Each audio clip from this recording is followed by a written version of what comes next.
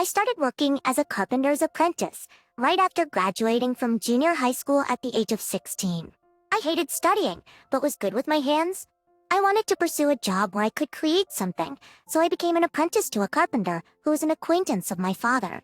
I'm still grateful to my parents who understand me and agreed with it, as with the desire to repay them.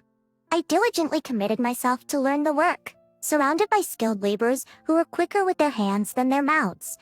I grew and became a well-known carpenter in the industry by the time I reached 30.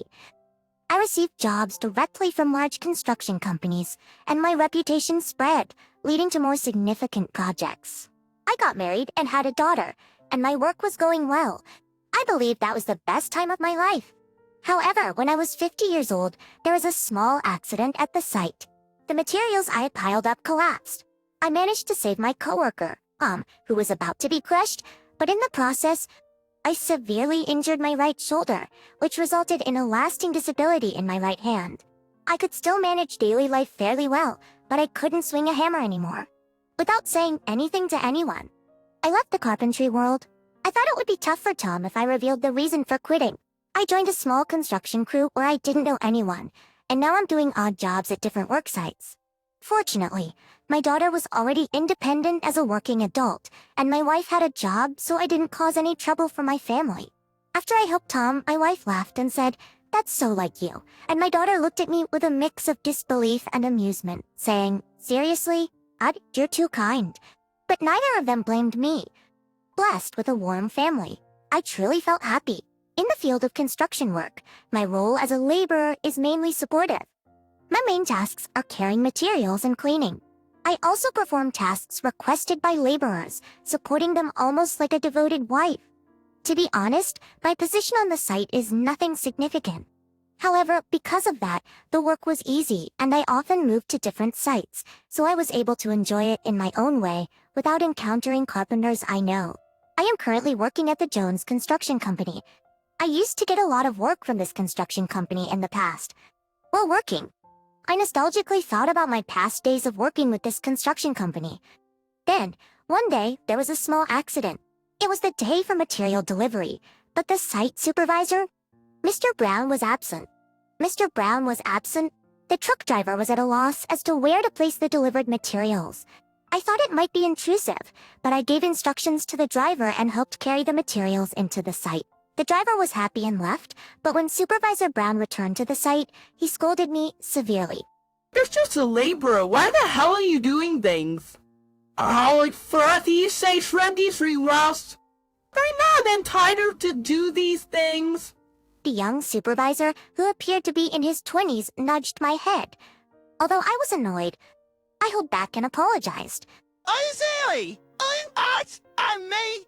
Owen was here, so I'll be for riot." Being so, why are you giving instructions? A laborer like he doesn't know anything about the site's workflow, so don't do unnecessary things. The dog by Sirium. Jesus Christ! The laborer should just shut up and clean. Worthless trash like you, don't interfere with my work, acting like you're in a high position. At that remark, the foreman of the laborers finally changed his expression and confronted the supervisor. "What the heck is this? It's mostly your fault for being absent. If it weren't for Bob, the truck driver couldn't have gone to the next job." When the supervisor said, "What did you say?"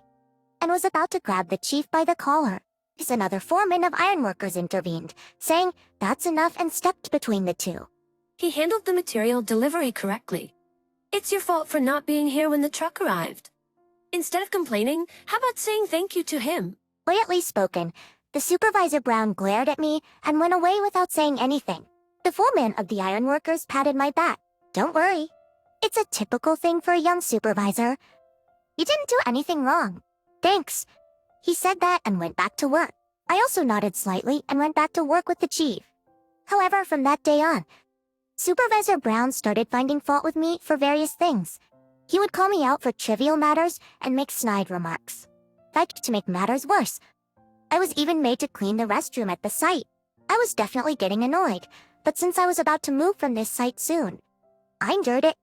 Every day was a gloomy day, but I didn't want to worry my wife, so I kept going to work without taking a break. Then one day, I felt unwell since morning, and my head was spinning. When I measured my temperature, it was slightly over 99 degrees.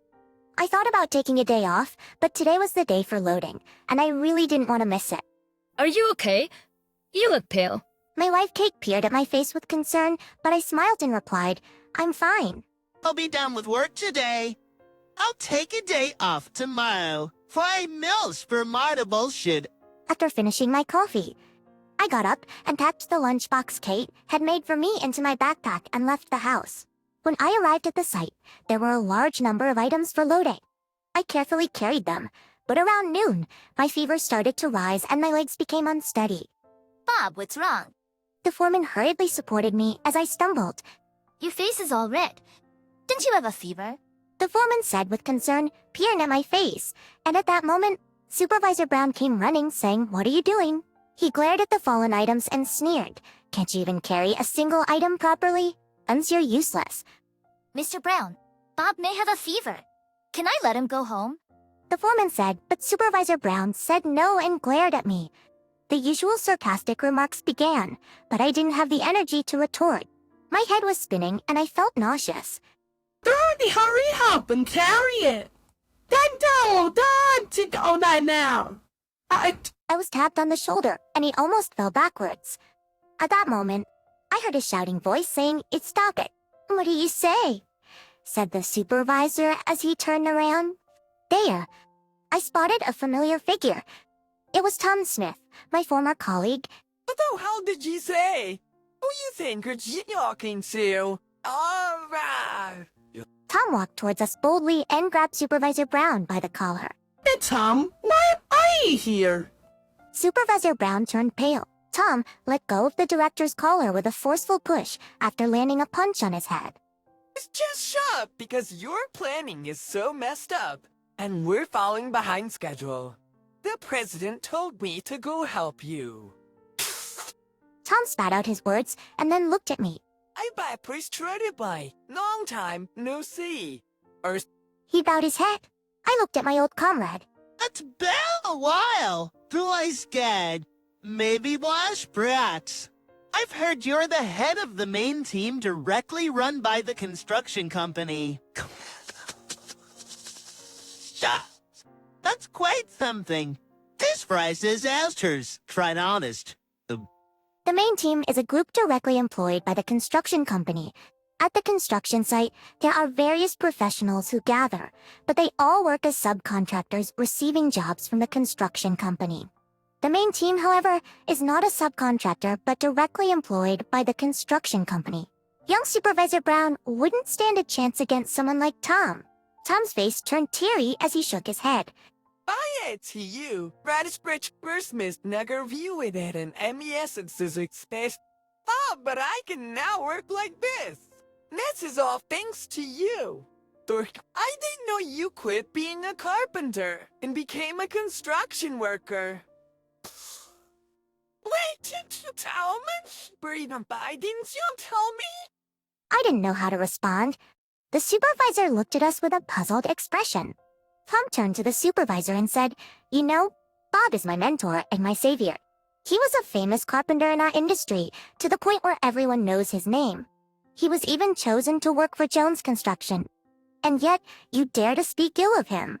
Comp Tuman struck the director's head with his fist once again. So with wide-open eyes and astonishment, the supervisor looked at me.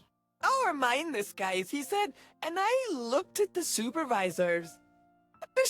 It's true that construction work might be considered the lowest level job on the site, but you know, people from various professions are coordinating and cooperating with each other here in order to build a structure. Construction workers are essential in supporting the site, although their works are not visible. Mr. Brown, if you plan on continuing this line of work, you'll have to change your mindset from the ground up. Otherwise, laborers won't follow you. Finally able to express some of what I wanted to say. I stared at the supervisor, who was looking down. Tom said, with a stern tone, You're such a buster, say more. Alp has done a lot of work for this construction company. Grimlus Gollard, everybody in higher positions knows about him. I'll make sure to report everything about you. Remersing out Brady's butters. EP prepared. And Bob, Brady, is it out? You can't disrespect the people who actually work on the site. Otherwise, we can't do a good work. If the laborers don't do their jobs, we can't meet the deadlines at all. As a final blow, the supervisor drooped his shoulders dejectedly. In a small voice, barely audible, he said, "I'm sorry." He kept staring at his feet. "Oh," Tom called me, looking puzzled. Isn't quite being a carpenter because of me? How can I make it up to you? I laughed at his words. "Come on, it's not your fault. Mom, I chose to leave carpentry and become a construction worker by my own choice. I'm surrounded by good colleagues, and I'm enjoying it," I replied, and Tom showed signs of wanting to say something, but he just smiled and said, "I see. Anyway, Bob, go home for today. Take care of yourself, all right? Will you meet me again?" I said, "Thank you. I'll do that. Let's meet again." Tom smiled happily, gave the supervisor a strong pat on the back, and left. Thanks to a good night's sleep, my fever went down and I recovered. I went to the construction site as usual and apologized to the foreman for leaving early yesterday. He said, "Don't push yourself." After the morning meeting, as I was about to go to my station, someone called out, "IPOP." When I turned around, Black, the department manager at Jones Construction, was standing there. Long time no see, he said, nodding his head slightly towards me. We had many meetings together in the past. His calm way of speaking hadn't changed. I heard about yesterday's incident from Tom, the foreman. I had no idea that you were working as a subcontractor construction worker on our site. You're not planning to go back to being a carpenter. I nodded in reply to his questions. "As you know, I can't swing a hammer with this right hand. For now," I answered, and Black said, "I see." And then he said, "Actually, the president asked me to ask you for a favor. Can you listen to it?" "No." "What is it?" Yes. Currently, our construction company is dealing with several sites, but all of them tend to be delayed. As you know, Bob, there seems to be a lack of communication between the supervisors and the laborers. Well, the interpersonal relationships are not going well. Upon hearing that, Black scratched his head. I couldn't help but chuckle. It wasn't just Brown, but the friction between the university-educated supervisors who work as regular employees of the construction company and the self-taught laborers has always been a long-standing issue. So, there has been a discussion about appointing someone as a supervisor on site, separate from the main supervisor. We have been looking for someone who can facilitate smooth communication with the laborers, especially in the case of young supervisors. The president is very enthusiastic about entrusting this role to you. Bob, what do you think? We will provide a suitable position for you as a regular employee. Can you accept it? I was taken aback by suddenly being asked such a thing. Black continued. This is something that can only be entrusted to someone who fully understands the site and the laborers. Of course, we also value personal qualities. We want to ask for your help in nurturing young supervisors. If the site environment improves, it will be easier for the laborers to work.